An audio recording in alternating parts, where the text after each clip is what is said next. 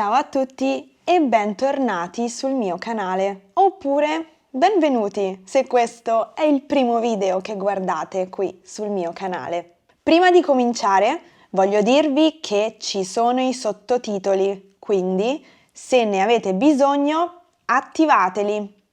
Allora, qualche giorno fa ho ricevuto questa domanda e mi sono detta: devo parlare dei plurali sovrabbondanti sul canale perché non ne ho mai parlato e penso che sia un argomento interessante per scoprire un po' di più sul vasto numero di parole della lingua italiana. Quindi oggi arricchiamo un po' il nostro vocabolario.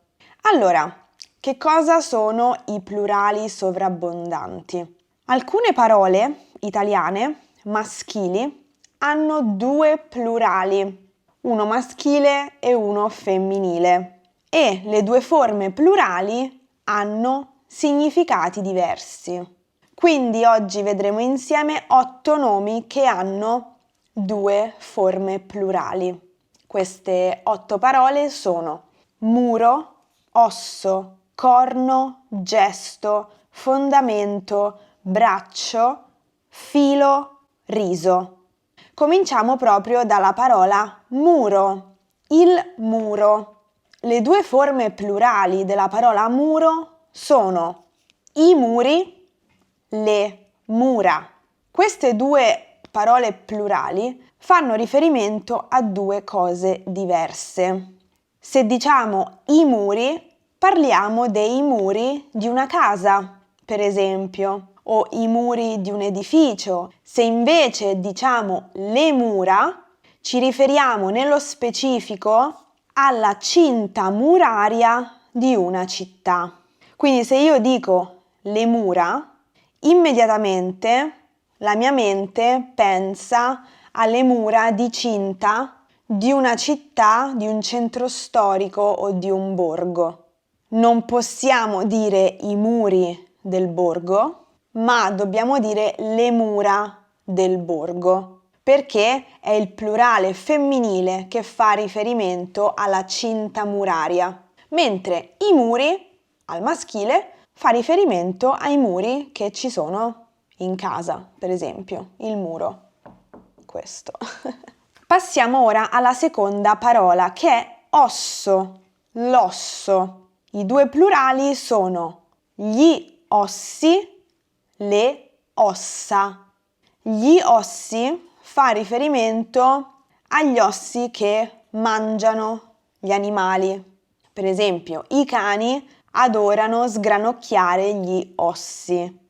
Invece, al femminile, le ossa fa riferimento alle ossa del corpo umano. Quindi lo scheletro umano è composto da ossa al femminile. Vediamo ora la terza parola, che è corno, il corno. Le due forme plurali sono i corni e le corna. Al maschile i corni fa riferimento agli strumenti musicali, i corni.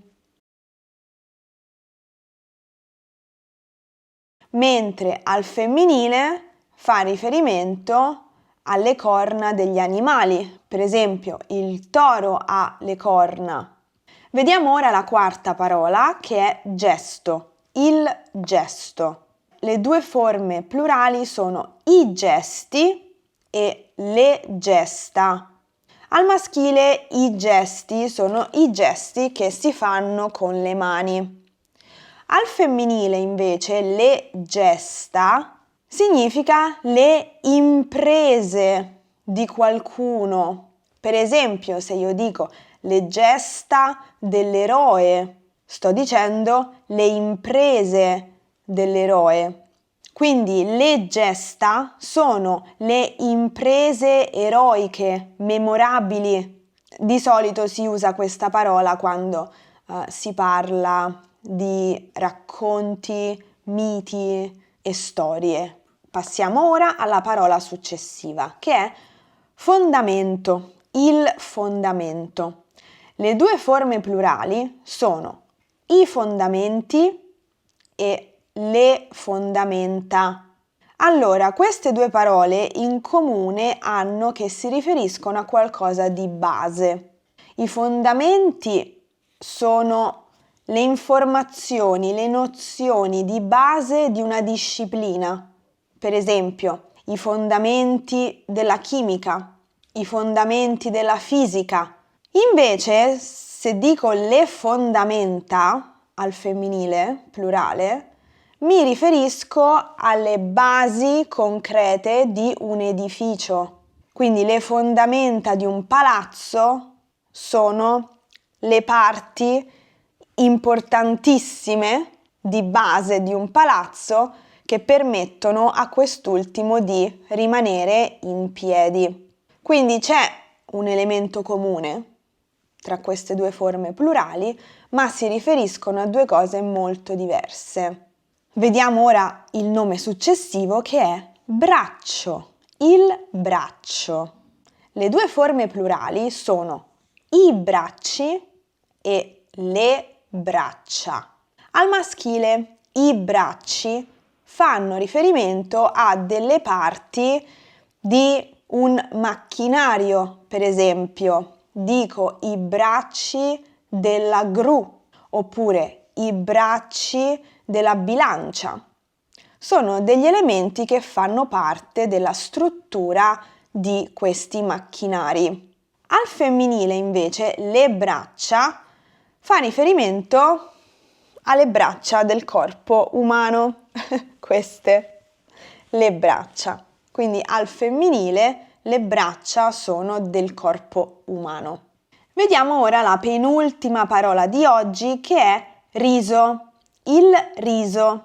Le due forme plurali sono i risi e le risa.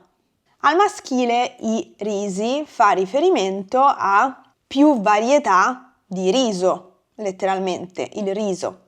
Invece la forma femminile, le risa, significa le risate. Le risate, quando si ride, le risate. Questo perché? Perché la parola al singolare, riso, fa riferimento sia all'alimento sia al ridere e quindi per questo motivo poi ci sono queste due forme plurali che vogliono dire due cose diverse, fanno riferimento appunto ai due significati della parola e questo vale ovviamente per tutte le parole che abbiamo visto fino ad ora.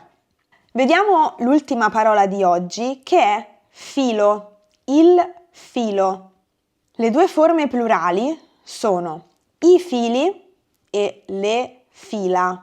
La forma plurale maschile fa riferimento a varie cose. Possiamo dire i fili d'erba, i fili elettrici, i fili per cucire, eccetera.